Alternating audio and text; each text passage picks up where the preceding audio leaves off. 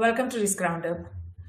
Blockchain technology that provides individuals and entities across nations, its government, industries, organizations, and academia a unique way of digitally recording communication, collaboration, content, and contracts in a way that seems to be secure, safe, transparent, auditable, and efficient is now moving beyond proof of concepts to production pilots.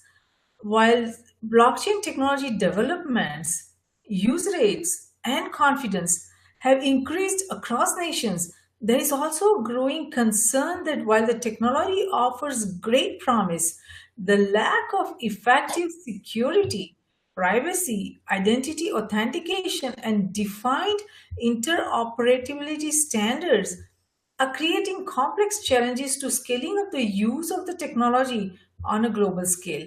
As a result, it is important to understand and evaluate various technical as well as non technical issues associated with developing, governing, and applying blockchains and distributed ledger technologies. And of course, clearly, the development of global standards with effective security measures and controls will allow blockchain community not only scalability of blockchain initiatives but also bring security, support privacy, authenticate identity, legalize smart contracts, and bring effective governance and sustainability for blockchain technology to further establishing market confidence in the use and application of the technology. To discuss the blockchain standards and security management further, I'm delighted to welcome James Drake to Risk Roundup. James is the co-founder and CEO of Embermine Inc. based in United States. Welcome, James. We are delighted to have you on Risk Roundup. Oh, hello. Thank you for having me, Jayshree. This is our second opportunity to speak, and I'm looking forward to it as much as the first time. So much has changed in over the last, I think it's been a little over 14 months since we last chatted, and I'm really excited to get into it and discuss it with you. Wonderful, James. So, while blockchain and distributed ledger technologies, they both present far-reaching opportunities for everyone, even individuals as well as entities across nations and all its components. What is the key to utilizing blockchain technologies based on the experience that you have had over last few years? Well, it's interesting because, so much has changed in terms of the number of individuals that are involved in blockchain and distributed ledger technologies over the last couple of years. The numbers have literally exploded, not just in the United States, but globally. One of the things that we touched on in our last conversation is about the ability for distributed ledger technology and blockchain technology to transcend borders, transcend culture, transcend language, transcend religion, and all these various things that hinder us and keep things, barriers between us and communicating and properly engaging in commerce. But the more interesting thing that has really become effective over the last year or so is the idea of how token economies that are utilized within these blockchains, that are utilized within these distributed ledger systems, can help create better security for individuals that are participating in these networks. And that all the things that you mentioned, transparency and the ability to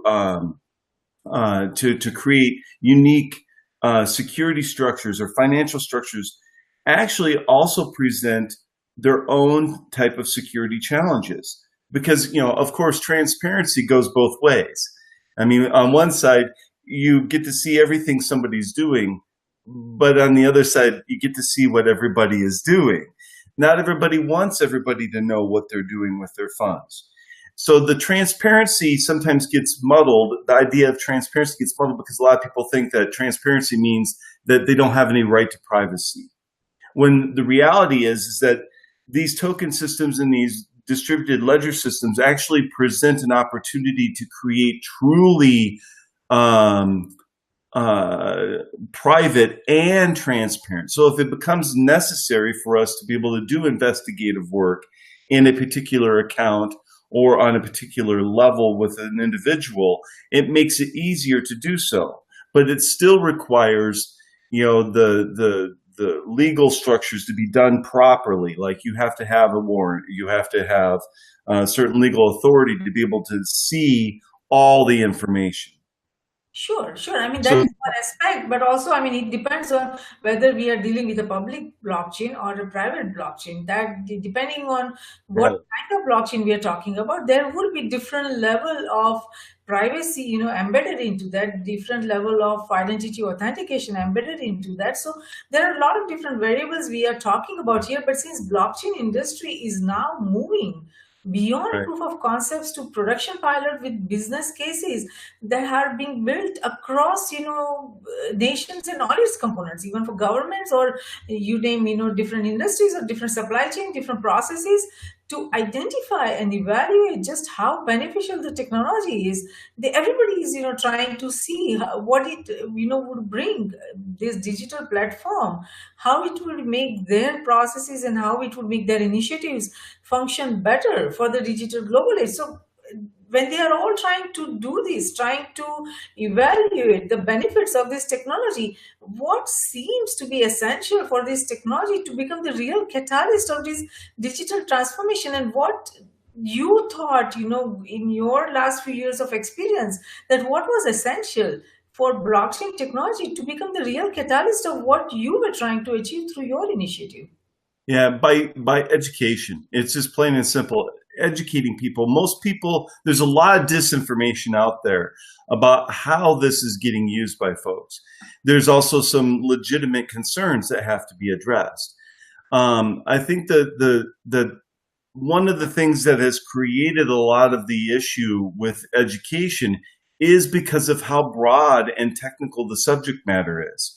Not everybody understands the technological structures that make blockchain technology or token economies work.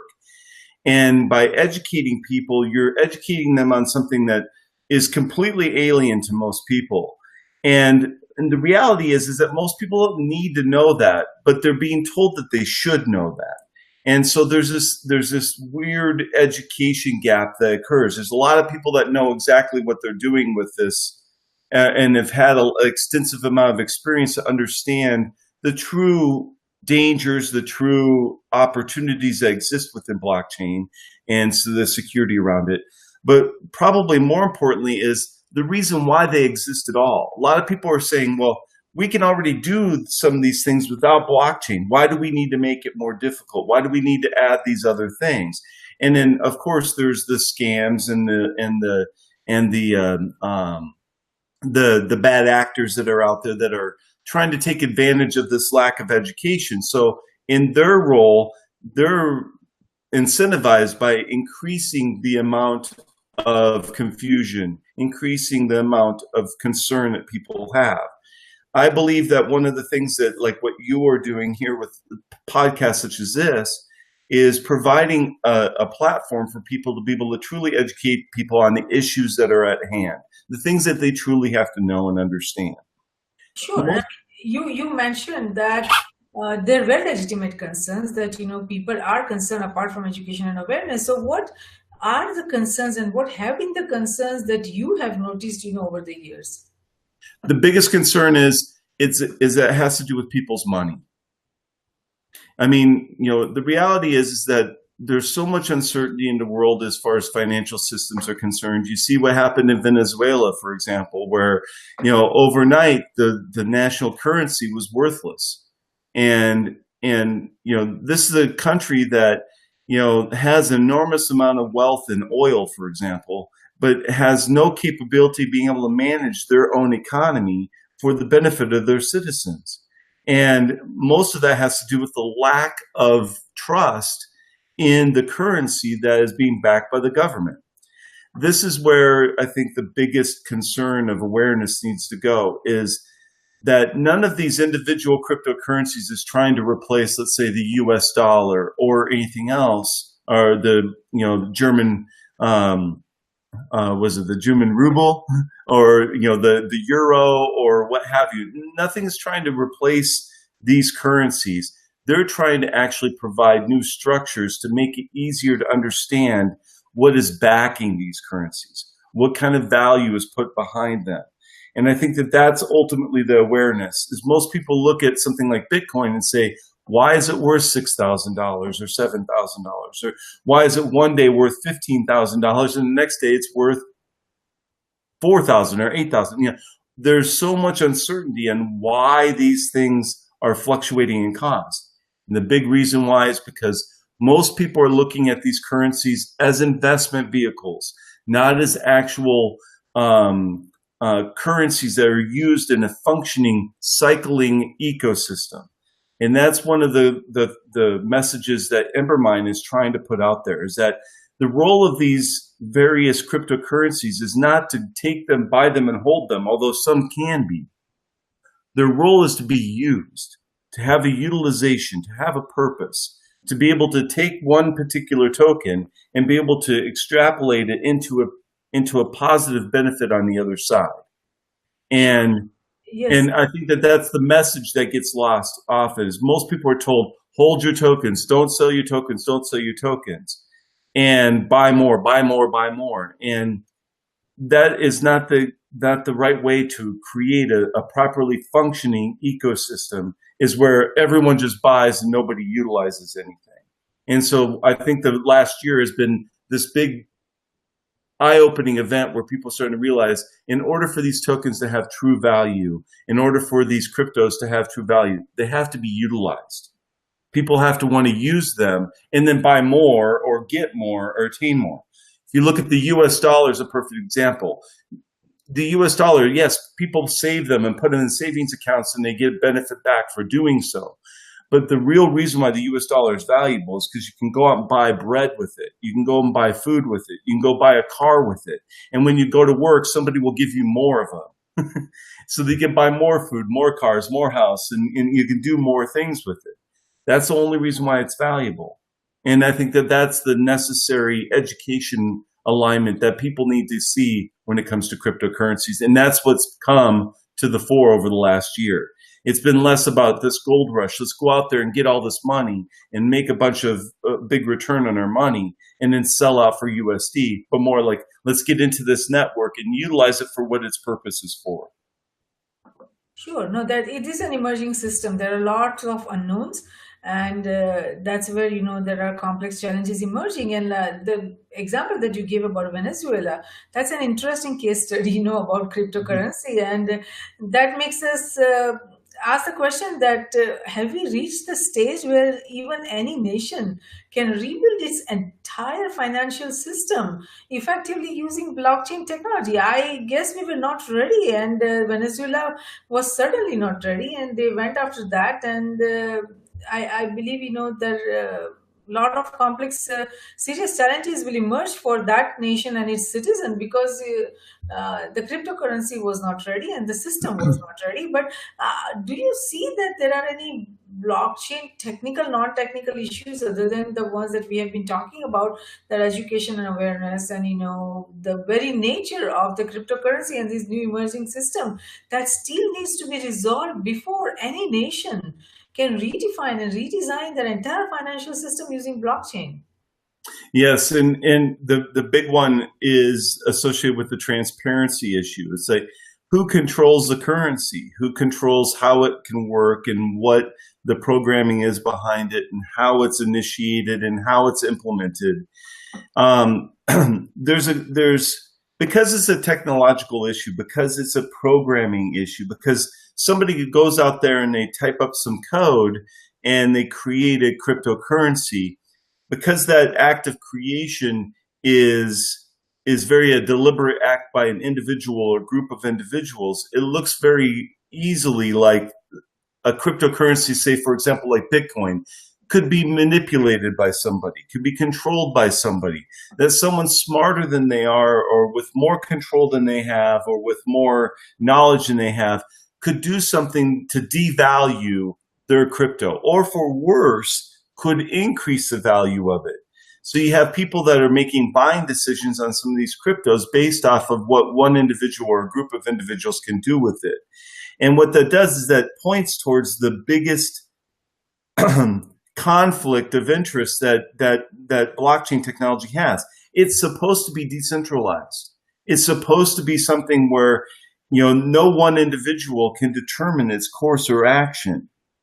And the only this weird kind of double-mindedness that the industry has is really its secret big problem. Because there's a lot of people out there that will, if you talk about Ethereum, you start talking about Vitalik, you start talking about um, uh, a variety of individuals who, over a period of time, have had a tremendous amount of influence on the growth of the currency. Vlad, for example, all these people that are creating these systems around this cryptocurrency, they're for lack of a better way to put it, they're like the Federal Reserve. When the Federal Reserve says that they're going to increase rates or lower rates and add a program or do something, it affects the vibrancy of that currency. And one of the biggest concerns that people have about currencies that are run by governments, say the USD, or even like what happened in Venezuela, is that the government has so much control over the value of that currency and how it is valuated based on the strength and vibrancy of the economic policies of the government that is in charge there. Now, the problem with crypto is that we've been saying and waving this flag for years that this is about freeing ourselves from that. And what we have seen and what was evolved over the last year is that more political fights have happened because of cryptocurrency. And a lot of that has to do with the fact that everyone wants to control it. Yeah, Money, because money's power. yes, each nation and its governments, they are always going to try to control this emerging digital system. And because there is it's just like internet. Who controls the internet? It's just like that people, nations and its decision makers are trying to control blockchain because that's where the growth is in the coming years. But from what you are telling me, it looks like that the decentralization, what the innovators and the blockchain stakeholders or cryptocurrency stakeholders were hoping for, it's not coming in the exact same format that they were hoping that it would be. But there's always going to be some sort of governing body. I mean, irrespective of which emerging technology we are talking about, there is going to be some control by nations decision makers because there is a lot at stake. So when we evaluate all that, it seems that as everybody is trying to get into this, everybody is trying to get control of that. There needs to be there is a role for standards, and that could support the role of this blockchain rollout of this blockchain technology. So, from your assessment, as you have worked with several initiatives uh, involving blockchain, do you see that we have optimal standards and regulatory framework that can support the rollout of blockchain technologies irrespective of which nation we are talking about? Yes, and I think that that's the key point. I think the key point in involvement of individuals and governments and in organizations is to help establish standards and oversight and transparent in a transparent way for not just one particular blockchain or one particular distributed ledger technology or one token ecosystem, but all of them. That there should be some establishment of what the core beliefs or the core standards and requirements are in order for these systems to be, to be considered viable and legal, if as it were, in a sense. Now, it makes it difficult when you start talking about legal issues or regulatory authorities because who are you controlling? Who are you going to punish if they don't do the right things? Who are you going to call and hold accountable for the actions of a group that's supposed to be decentralized? For example, Embermine is a company. We're a developer. We're developing in these arenas. And we are we've released our own cryptocurrency. We've released several cryptocurrencies. We've helped assist several different organizations in releasing cryptocurrencies and establishing networks. The question that comes over and over and over again is can you trust that these systems, these organizations, these networks are going to actually do the job that they're supposed to do? And this is where oversight comes in. This is where regulatory authorities can come in and they can provide education. They don't necessarily have to be the ones that are knocking on doors and holding people accountable. They're the ones that establish the standards for the public to understand what they should be looking for. It's kind of like consumer reports in the United States.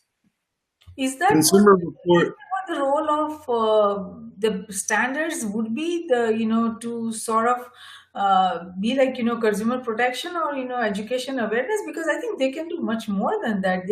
There are so many issues that needs to be addressed if we want to take the blockchain initiatives global, or if we want the scalability or effectiveness to work throughout, irrespective of nation's geographical boundaries. So there are a lot of different technical, non-technical issues that needs to be addressed, and that can be addressed by the development of blockchain standards. I don't think that role probably would end up becoming like more of education awareness or consumer protection agency.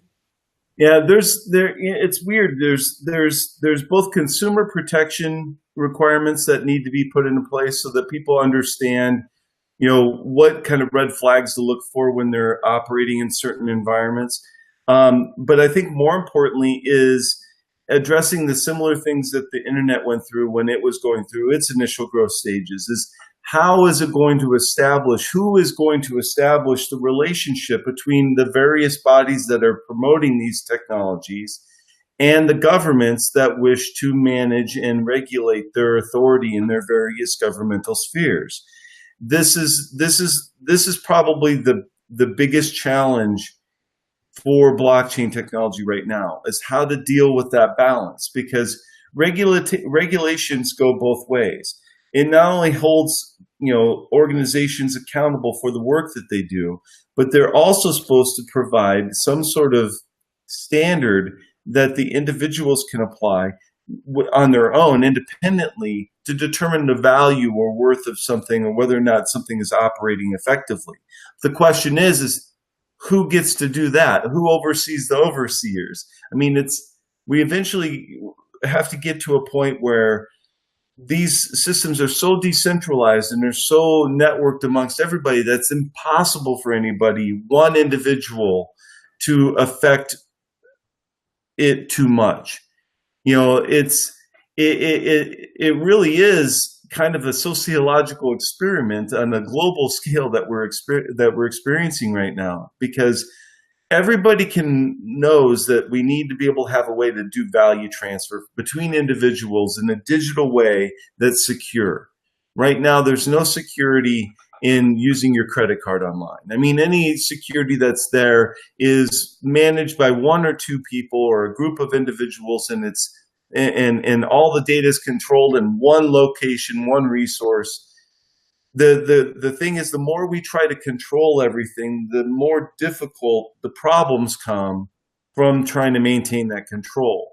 I believe that the best way about it is to have several ad hoc groups, like the one that you're trying to put together, that you're working to put together, to help define what this technology is supposed to be like, so that people can go out there and utilize their own intelligence on whether or not, over here they say that these are the type of things that we need to look for that indicate that there's stability, that there's patterns of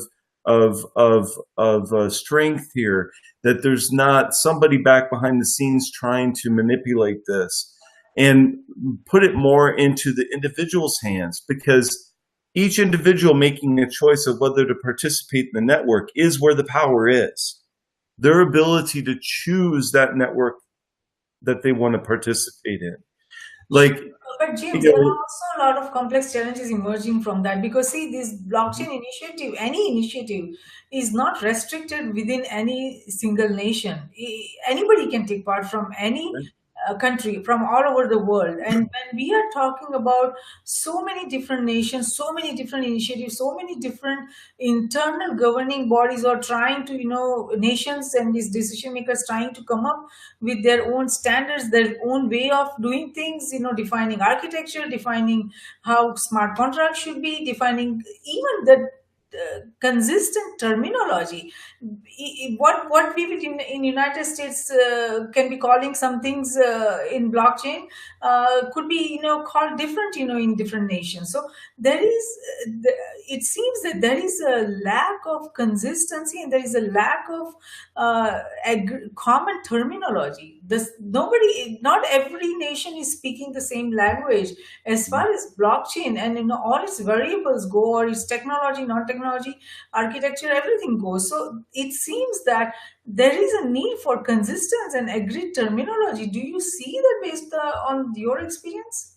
Yeah, absolutely. There needs to be, I think that there could be multiple standards too, just like for whether it be like plumbing or architecture or electricity or any other system that, where local and state and federal governments establish code that, in order for you to kind of get a passing code, in order to get, the green light and cover your regulations, you have to design your electrical systems in a certain way so that they're safe, so that they protect people. Because electricity, we use it in our house every day, but it's easily the most dangerous thing that we have in our house. I mean, I just had an unfortunate situation. A friend of mine that literally got electrocuted by their light switch because it wasn't wired properly, and they touched it with their hand and they got zapped.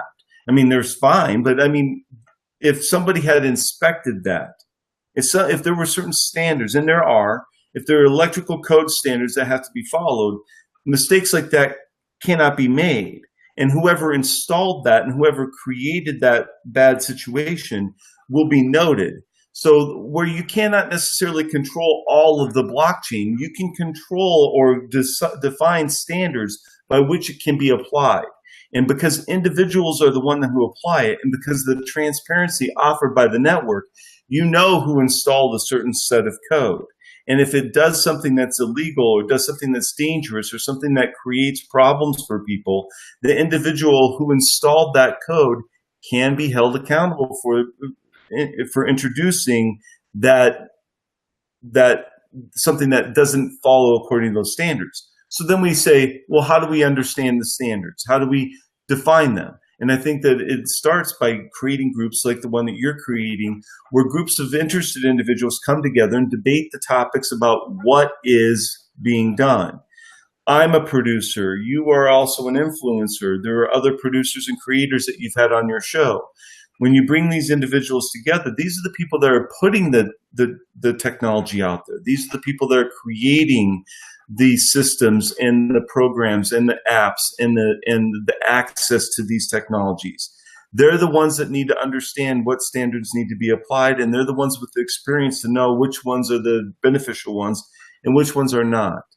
And over experience and time, we can also define new standards over a period of time. So it has to be a growing, living thing, because as the technology advances, as more people become involved, the necessity of understanding what is proper and what is not needs to become more firm, needs to have a longer history to it.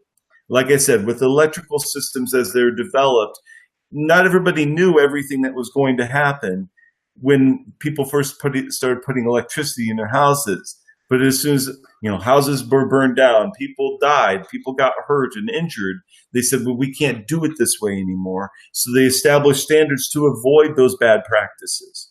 So the idea is creating a set of standard practices that is assumed that anybody who is participating in these technologies will adhere to, and that those who don't, it will be obvious because it is a transparent system.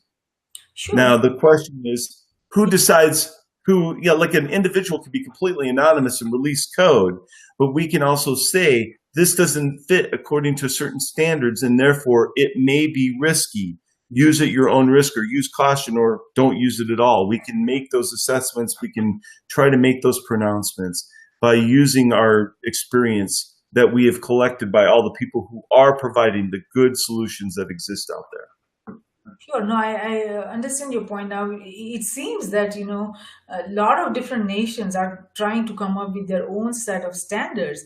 And it seems since blockchain standards are likely going to play a role in shaping the future of this technology, where do you see the relationship between, especially if you're talking about smart contracts and law and regulation, and with the blockchain standards, where do you think it's going? Because that's where I think the biggest focus is going to be, the legally binding smart contracts. Yeah. That is a huge thing. And I believe what's going to happen is that what defines a legally binding smart contract will be defined by local, state, and federal authorities and, not only in the United States but globally. I think that part of the problem is the reticence that the SEC has had recently in truly pursuing a hard definition on what that is. I think a lot of people have been waiting with bated breath for the SEC to try to finally set up a standard, either to get in or get out all the way. And I think that that's part of the thing. I think one of the issues I think that we see developing here is that there's going to have to be some organizations that stand up and take a solid leadership role that are backed by some form of governmental control or governmental oversight or what have. It's tough because the whole purpose for why a lot of people have started into these technologies is to avoid government oversight, to avoid government control. And I always go back to the internet in the early 90s, is they were having the same problems. People wanted the internet to be free, to be open, and to have access and resources to be available to everybody and not get taxed and not be under government scrutiny all the time and everything. But they realized that in order to operate within the realms and protect people properly from the scams and from the things that could exist out there that could hurt people, there has to be some level of control. There has to be some standards. And I think it's only when large governments like the United States or China or Russia or like Germany, Great Britain, what have you, these large governments actually take a stand and say, we are going to accept cryptocurrencies, but these are the levels that we are going to accept them on. This is how we're going to do it. I think that that's the final thing everyone's waiting for, because until they say their piece, we don't really know which way to go. Are we going to be completely decentralized, where all of the standards are produced in-house by the group itself, by the network itself? Are they defined by the network? Are they supported by the government? When somebody loses their life savings because they invested in some crypto and it turned out to be a scam, who can they turn to? Who do they turn to? Whose responsibility is it to hold someone accountable? Once you start answering these questions and providing the answers, it isn't only going to define the future of cryptocurrency, it's going to define cryptocurrency itself. Yes, absolutely. Because There is always because going to be need of governing bodies that are tied to governments, because without that, how do we establish accountability? I mean, a lot of frauds would happen, people's, and when we are talking about cryptocurrency, it's basically, we are telling people that you are your own bank, put all your money is in a cryptocurrency form, which is, the keys are on your computer, and or it could be on your mobile phone, and if you lose that, it's all gone.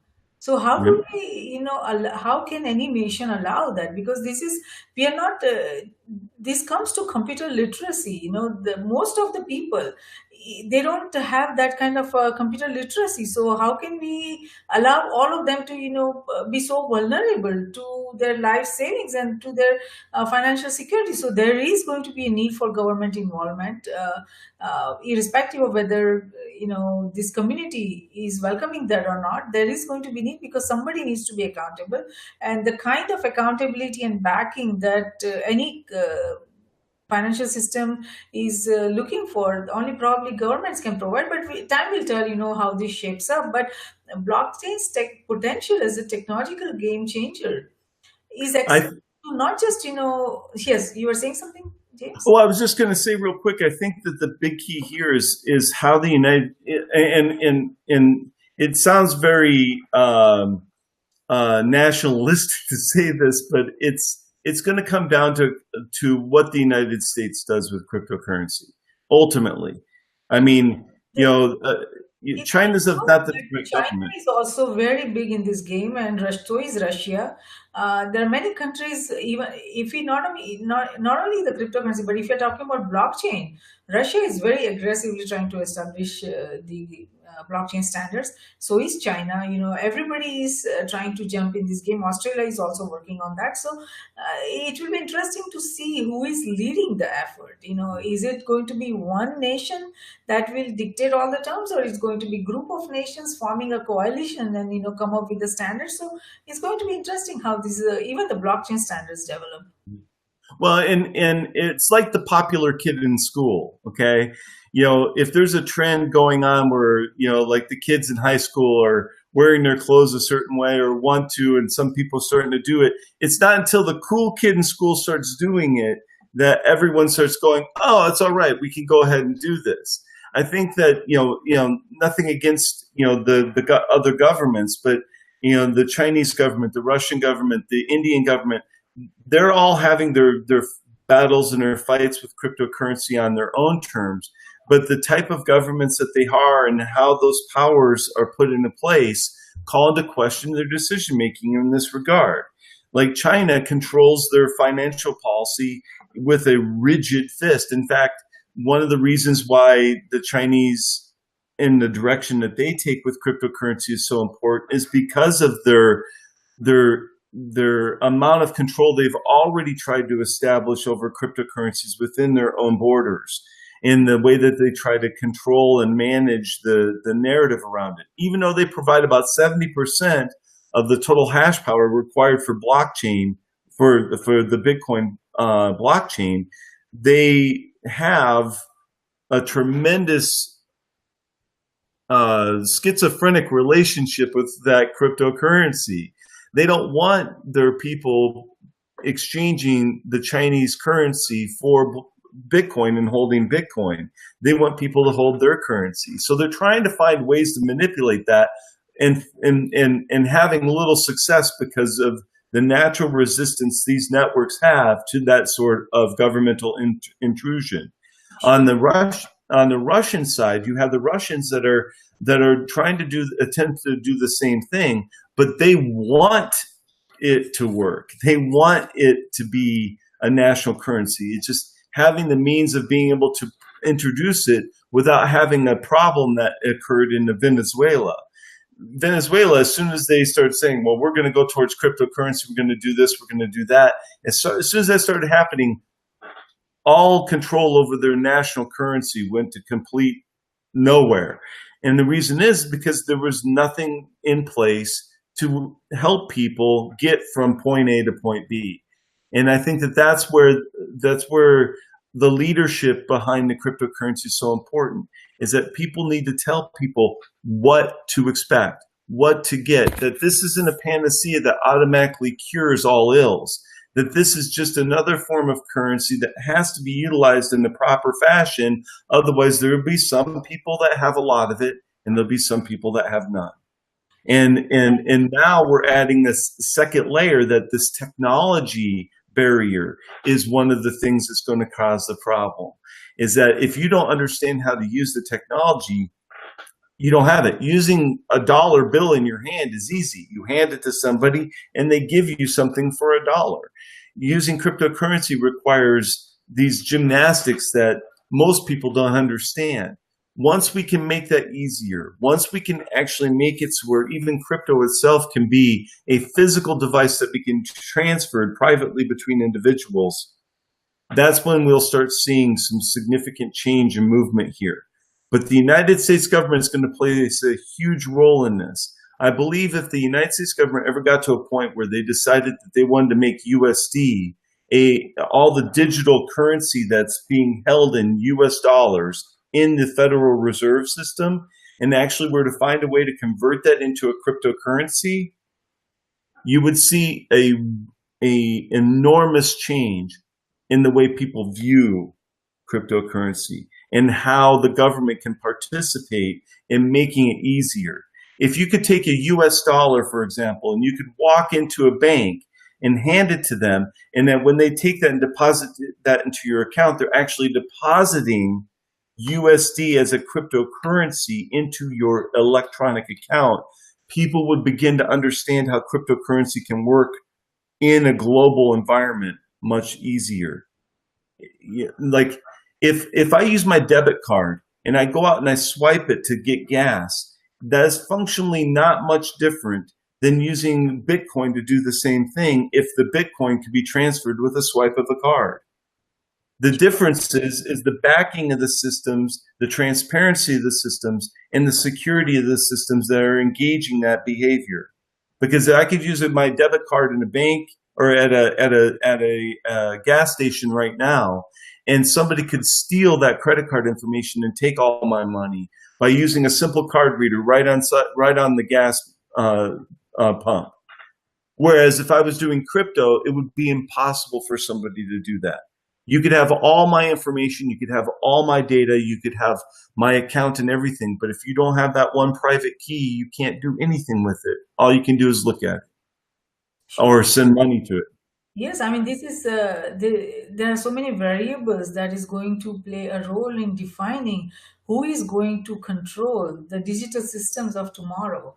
And that's where the battle has just begun between all these nations, and time will tell who is able to control it. I mean, there is a lot of intense effort going on by Russia, by China, by I'm not sure how intense their efforts are in United States, but I'm sure uh, there are many developments happening. But coming back to the point of development of standards, Yes. is there enough support for development of standards by the blockchain developers all across nations?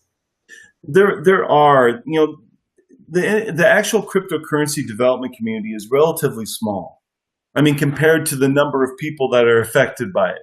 Like, there's probably, I would say, less than 10,000 truly, what I would consider to be experts or knowledgeable people, developers in the blockchain, cryptocurrency, distributed ledger technology world.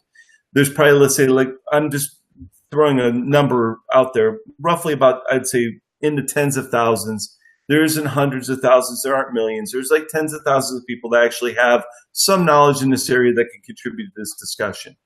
I think that the important thing is that having this community constantly aware that we're looking for ways to find standards gets people to want to sit down and talk about it. Like, you have generated a conversation around creating these standards. So you're bringing some people together. You've brought me, we haven't talked in 14 months. And as soon as I heard that you were interested to do this, I'm like, I want to participate in this discussion because I feel like it's something that's very important.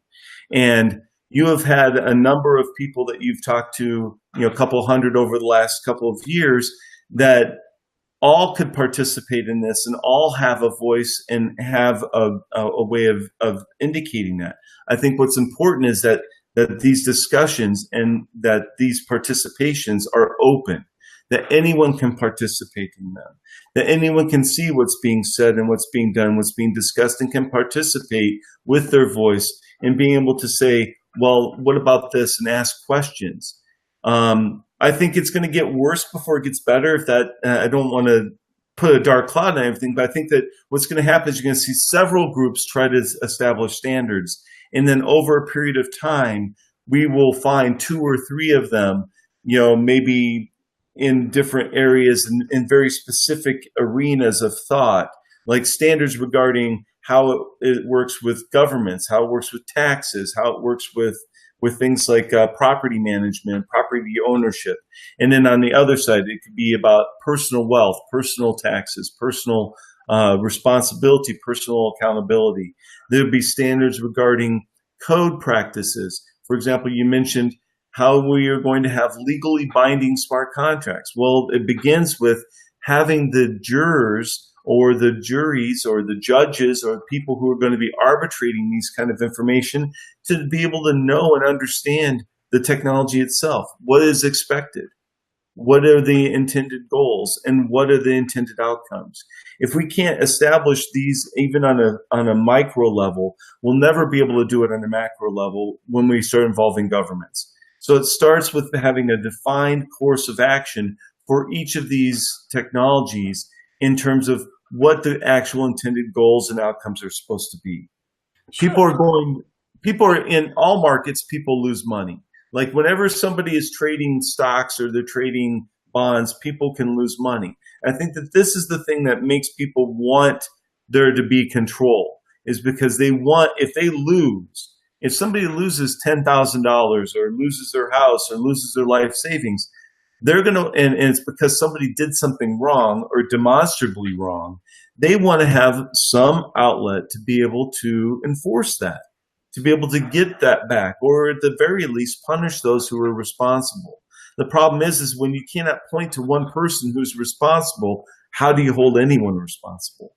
And I think that that's the big discussion we have to talk about, is that how do you establish standards and enforce them to the unenforceable? Sure, no, that is a big challenge, and I mean, when it comes to any emerging technology, a lot of times the technology developers they define some standards like community standards. So, do we see that in blockchain?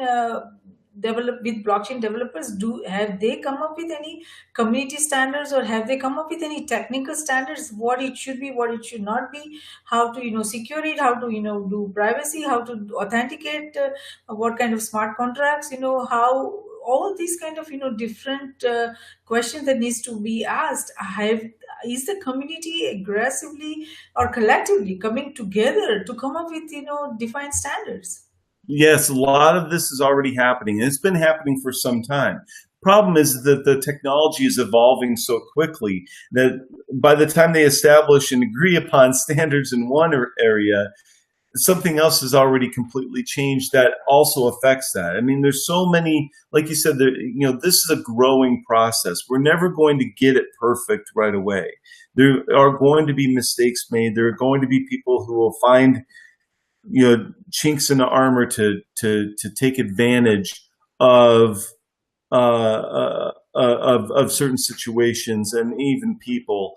I think that ultimately how this all plays out comes down to one thing: being flexible, being able to understand that there are standards that we can put into place now that address the here and now, but we always have to be willing to look forward to the future. What's going to happen? What's going to change? What are the actual goals here?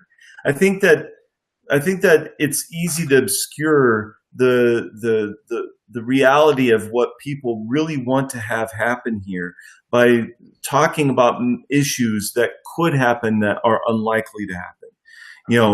Yes, we have to.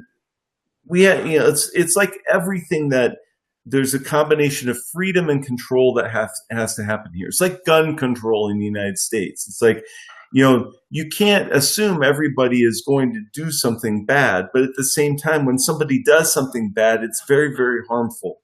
So you have to weigh the rights of those who are doing the right things versus the rights of those who are to be protected from those who are willing to do the bad.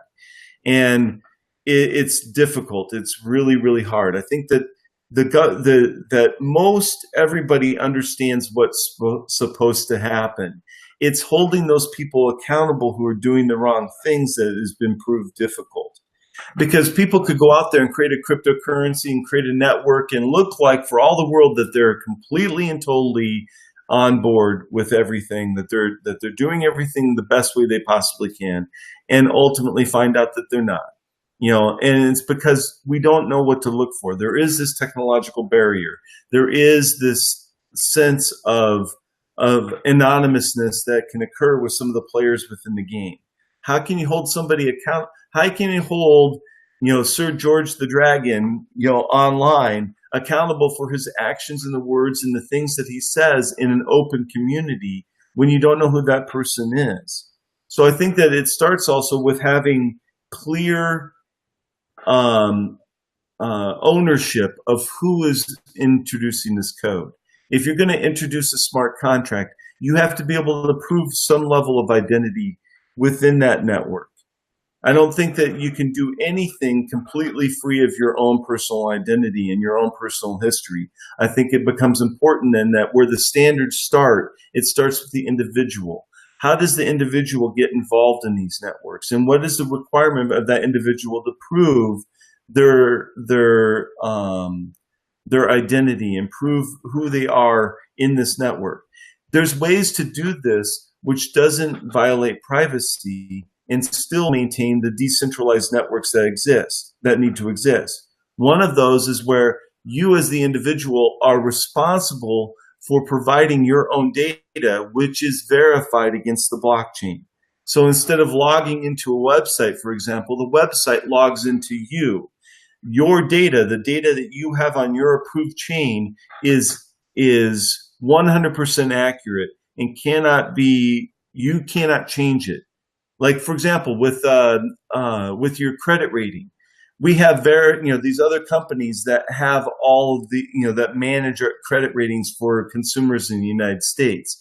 They're a regulated authority, but yet nobody has any real idea how they come up with these scores or how they get their information. But they hold it all and they control it all. The reason is because nobody can really trust the individual to be honest about some situations about their finances. Like if my life depends upon getting this particular loan, I will do everything I can to get that loan, including lie and or misrepresent information. If in the participation of my network, we're able to make it so where I am unable to lie about my history, if I am unable to misconstrue my history, I can just provide the information as it is, and it is what it is. And I am adhered to only that data point, not multiple data points that I can use whenever it best suits me, but one data point. If I can do that, and if I can participate at that level, then everyone has to participate on that level, which means everyone's history, everyone's knowledge, everyone's rating, as it were, is independent of everybody else's involvement and only based on your own. Because we are going to be a group, a network of individuals who each participate and add value. But if we're able to lie about the value that we're adding to the network, we're able to mask the impact on that network we're going to have. And that's where the problems start being created. So I think it starts coming down to individual accountability and responsibility. For example, in my community, I'm a very wide open person. I've made mistakes. I've made missteps and everything like that, but it's wide open. Everyone can recall it.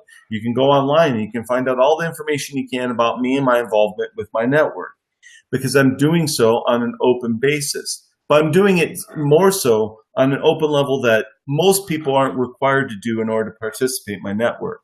I'm not asking everybody to put their name out there, put their face out there, put their address or phone number out there. What I'm saying is that as a major participant in this network, I am a known entity. I am a known quality. People can look at that and they can evaluate that on their own terms. Some people won't consider that to be, you consider me to be, someone that they want to necessarily work with. They want to work with somebody else. They may want to work with you or someone else because they share values, they share standards in that area. So what I think you're going to start seeing is that standards will be something that will be unique to each individual network. And then there will be a global set of standards that will be applied to various types of network. So there's Bitcoin network, which is more of a currency. It relies on cyclical nature. There's Ethereum network, which relies a lot on programming, on issuing smart contracts, on issuing programs. They're going to have a certain set of standards. And then there are the creative networks that are out there, like, for example, Embermine, which are going to require a completely different set of standards. How the individuals can release their content to a network. Because, you asked me a question not that long ago. It's like, how do you prevent somebody on these open networks from putting out information or content that's considered offensive or even damaging to individuals? How do you protect, it's kind of like, how do you protect somebody's right of free speech and at the same time protect somebody's right to privacy? It comes down to common sense and the application of standards. If you're doing something, you're going to eventually cross a line, which means you're doing it the wrong way, and you will be denied access to being able to do that again, or be held under deeper scrutiny in future events that you participate in because of the past things that you've done. I think that what we're running into is a really weird um, development that's also happening as we become a much more global community where we have to start accepting people who have different values other than our own, but that we all share one thing that I call the one true thing. This is the thing that all makes us connect together. If you're in the United States, we may all have different backgrounds, different racial profiles, different histories, different ideas of what is important and what's valuable, but we're all based connected on one true thing. The one true thing is that we believe in the Constitution, for example, of the United States. If you're in China, you believe in the leadership of the Chinese government, or within your community, or within your global community that you're participating in. So I think it becomes down to, we all comes down to, is individual accountability. Can an individual be accountable? Yes, you can be 100% private if you want to. You can be 100% anonymous, but there'll be a limitation on the anonymousness that will allow you to penetrate into the network and utilize the anonymous nature. If you want to do more, if you want to participate more, if you want to have more influence, you have to provide more information, true information about yourself that people can rely on. Sure, no, absolutely. I mean, we all have a role to play, irrespective of, we are talking about security or privacy or identity authentication in everything. We all have a role to play. So, having said that, what would you like to tell our global viewers and listeners? Well, what I'd like to say is that it starts with the individual. If you're going to participate in crypto networks, if you want to know more about smart contracts, if you want to use Bitcoin to buy something, or Ethereum, if you want to be part in the Ethereum network, or the Embermine network, or any other cryptocurrency network, the number one thing that you can do is go and talk to the people. Find out what they're trying to do, what they're going to accomplish. Be well aware that there are multiple different systems out there that operate and can be profitable in many ways. Some of them are profitable by buying a bunch of tokens and holding on to them until they're more valuable and then selling them. That's the easiest way to be involved. Some of them are involved because you want to be an integrated part of this network. It's like being part of a co-op, or being part of some sort of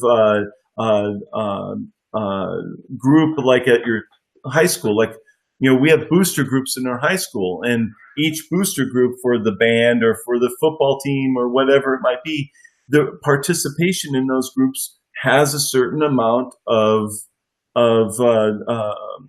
accountability for each individual. If you're going to participate in a booster group, you're going to participate in a cryptocurrency network, or if you're going to participate in a government, you have to vote. You have to educate yourself. You have to be aware of what the issues are and what the standards are and what's going on there.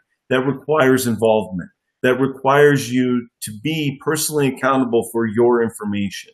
If you have a question and you don't think you know the answer to it, it's up to us to find the answer, and then ask the people who are touting themselves to be leaders to provide the answers that we require. That's the important thing, is that never forget that the individual still matters. Never forget that each individual has their own personal motivations for participation, and they don't have to necessarily include yours. Yes, very true. Now, thank you so much, James, for participating in Risk Roundup today. We appreciate your thoughtful insight on blockchain standards, and our global viewers and listeners would benefit tremendously from the understanding you provided on the need for standards and the complex challenges the blockchain community is facing currently. So, even if a single initiative benefits from the discussion we had today, this Risk Roundup dialogue has been of service, and we thank you for that. Thank you so much, Jayshree, for allowing me to participate. It's always a pleasure to hear your insight and your tireless work on trying to make sure that this technology provides a secure foundation as it's intended to do, as opposed to being something that could be a destructive force in people's lives. I really appreciate that. No, well, thank you so much. And we all have a role to play here. So, the Risk Roundup, a global initiative launched by Risk Group, is a security risk reporting for risk emerging from existing and emerging technologies, technology convergence, and transformation happening across cyberspace, geospace, and space. We at Risk Group believe that risk management, security, and peace, they all walk together hand in hand.